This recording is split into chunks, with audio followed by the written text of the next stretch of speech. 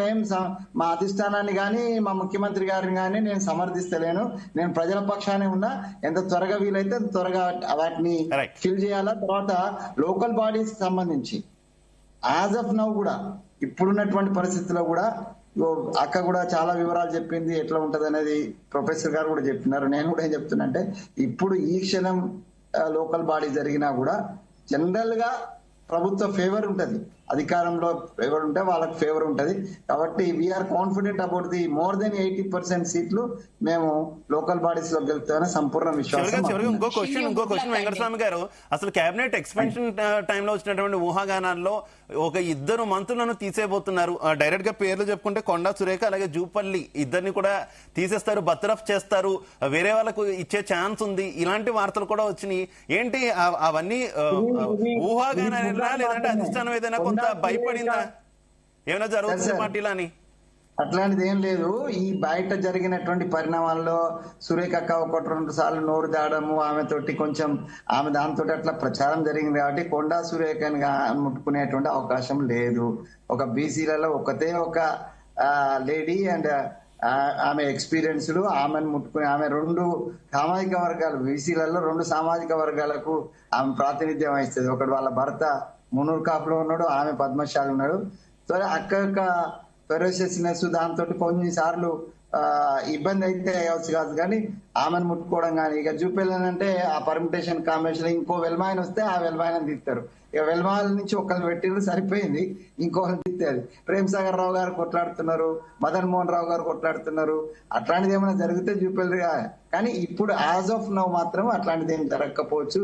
ప్రాతినిధ్యం దృష్ట్యా ఇంకా నిజామాబాద్ కు ప్రాతినిధ్యం లేదు, రంగారెడ్డికి ప్రాతినిధ్యం లేదు, గ్రేటర్ హైదరాబాద్ కు ప్రాతినిధ్యం లేదు. సో ఈ పర్మిటేషన్ లో కొద్దిగా నిర్ణయం తీసుకోవడంలో కొంత నేనైతే I'm appealing through you also to the our high command, కొంచెం స్పెషల్ కాన్సన్ట్రేషన్ ఈ రాష్ట్రం మీద చేయండి. అధికారం ఉన్నాయే 3, ఆ 3 మీద కూడా కాన్సన్ట్రేట్ చేయకుండా ఎట్లా మిగతా పార్టీ పనులు ఉంటాయి. కానీ ఇక్కడ జరిగే పరిపాలనలో మనకు ప్రతిపక్షాల నుంచి కానీ, మేధావి వర్గం నుంచి కానీ, లేకపోతే జర్నలిస్ట్ నుంచి కానీ, ప్రజల నుంచి కానీ వచ్చేటువంటి విమర్శలను సద్విమర్శగా తీసుకొని దాన్ని సరిదిద్దుకోవాల్సినటువంటి అవసరం మా అధిష్టానం కానీ, మా ముఖ్యమంత్రి గారు కానీ, మా పిసిసి ప్రెసిడెంట్ గారు కానీ, మాకు కానీ ఉన్నది. దాన్ని ఆ దిశగా అల్టిమేట్ గా ప్రజల యొక్క నిర్ణయమే, ప్రజల యొక్క సంక్షేమమే మా ఉద్దేశం. ఆ దిశగానే మేము ప్రయత్నం చేస్తాం, తప్పులను సరిదిద్దుకుంటూ ప్రయత్నం చేస్తాం. Right, okay, thank you very much కత్తి వెంకటస్వామి గారు, పాల్వాయి శ్రవంతి గారు, ప్రొఫెసర్ గారు వినోద్ కుమార్ గారు, అందరికీ కూడా ధన్యవాదాలు.